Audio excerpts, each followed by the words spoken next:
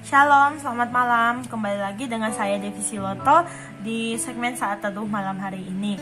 Malam hari ini saya akan membawakan sebuah renungan singkat yang saya ambil di dalam Matius 7 ayat 42. Saya bacakan terlebih dahulu.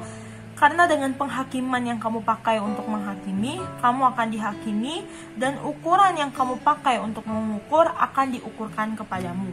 Firman Tuhan pada malam hari ini saya beri judul Jangan Menghakimi. Tidak perlu kita diajari untuk sekolah setinggi mungkin, untuk melalui pendidikan formal, agar kita dapat melihat kelemahan, kekurangan, bahkan kesalahan orang lain. Terkadang di dalam kehidupan kita sehari-hari, kita bisa melihat seberapa besar kekurangan yang orang lain punya, seberapa besar kesalahan yang orang lain punya, bahkan seberapa besar kelemahan yang dia punya. Sekalipun mungkin itu dalam hal-hal yang kecil, tanpa kita memikirkan bahwa kita sendiri juga punya dosa, bahwa kita sendiri juga punya kekurangan, kita sendiri punya kelemahan. Tetapi kita sebaliknya malah menghakimi ke orang lain, malah lebih tepatnya mengejek ke orang lain kalau dia itu punya kesalahan, dia itu punya kekurangan, dia itu punya kelemahan. Padahal kita sendiri juga sebenarnya punya gitu. Sebaliknya kekurangan, kelemahan yang diri kita punya sendiri itu tidak mudah untuk dilihat. Artinya gini, kalau kita melihat kekurangan orang lain, kita melihat kelemahan orang lain itu kayak gampang banget. Kayak gampang banget kita mau bilang, wah dia punya kekurangan, dia punya kelemahan, dia punya dosa. Tapi untuk diri kita sendiri, terkadang kita malah tidak mengakuinya. Terkadang kayak kita, masa iya saya punya kekurangan? Masa iya saya berdosa? Masa iya saya punya kelemahan, perasaan saya hebat mulu.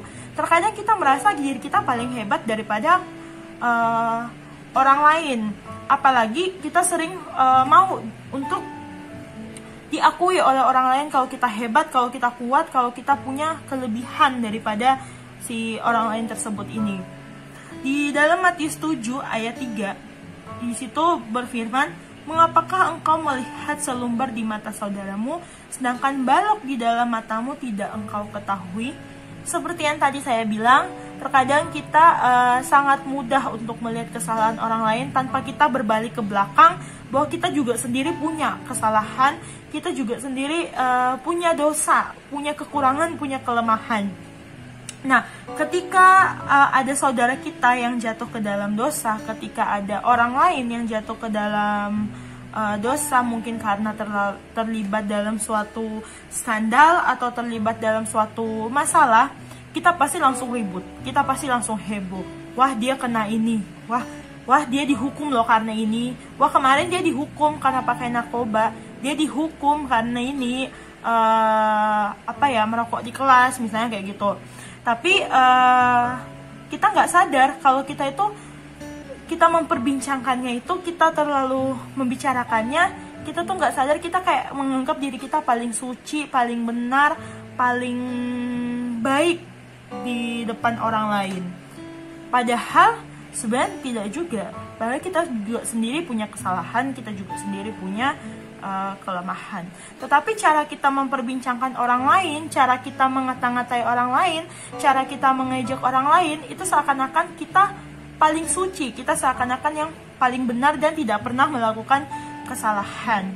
Ketika pun ada saudara kita yang mengalami pergumulan berat, ketika ada saudara kita yang mungkin sakit, tidak kunjung sembuh, ketika ada saudara kita yang mungkin ada masalah yang berat, ada masalah yang tidak selesai, pasti kita langsung menghakimi. Mungkin kalimat yang sering kali kita bilang, makanya jangan banyak dosa, itu kan sakitnya nggak sembuh-sembuh. Makanya dekat diri sama Tuhan, ya jangan suka bolos-bolos ibadah, itu kan masalahnya nggak selesai. Terkadang kalimat-kalimat tersebut sering kita lontarkan kepada orang-orang di sekitar kita tanpa kita sadari, emang kita udah benar, emang kita udah sering dekatkan diri sama Tuhan, emang kita sendiri nggak punya dosa gitu. Nah, adakah manusia yang paling sempurna di dunia ini? Mungkin tidak ada satupun manusia yang merasa dirinya paling sempurna melebihi kekuatan Tuhan. Bahkan hamba Tuhan setinggi apapun, sebesar apapun yang sudah diurapi Tuhan dan diperlengkapi dengan berbagai karunia, berbagai talenta, itu pun tidak luput dari kesalahan dan kekurangan. Di dalam Roma 14 ayat 13, karena itu janganlah kita saling menghakimi lagi, tetapi lebih baik kamu menganut pandangan ini. Jangan kita membuat saudara kita jatuh atau tersandung. Nah, banyak sekali ayat di Alkitab yang mengingatkan kita untuk tidak mudah menghakimi orang lain, sebab dengan kita menghakimi orang lain, hal ini tentu jahat di mata Tuhan. Jangan kita menjauhi orang lain karena orang lain tersebut lemah imannya. Jangan kita benci dosanya, tapi kita mengasihani orang tersebut. Gak apa-apa kita benci, dia punya dosa. Gak apa-apa kita bilang, kamu berdosa, saya berdosa. Tapi kita sebagai manusia, hendaklah kita saling mengasihi satu sama lain. Kita sama sekali tidak ada hak untuk menghakimi orang tersebut. Tetapi kalau kita mau menegur orang tersebut dengan cara yang baik-baik, itu akan lebih baik lagi daripada kita harus menghakimi dia. Kemudian kita tidak boleh jadi batu sandungan untuk orang lain. Justru kita harus menjadi teladan dalam perkataan kita, tindakan dan perbuatan. Kita harus bisa menjadi garam dan terang dunia. Seperti tema Natal kita di tahun 2021, Light Up Around You. Bagaimana kita mau menjadi terang bagi sekitar kita, baik dalam perbuatan kita, dalam sikap kita, dalam perkataan kita. Karena ketika kita mendatangkan damai dan kita mau membangun orang lain, memotivasi orang lain, menjadi teladan bagi orang lain, itu justru secara tidak sadar kita memberi satu berkat bagi orang lain, yang dimana kita melayani orang tersebut untuk semakin mendekatkan diri kepada Tuhan melalui sikap dan perbuatan kita yang sesuai dengan firman Tuhan. Nah, kenapa harus begitu? Karena hidup kita itu adalah milik Tuhan.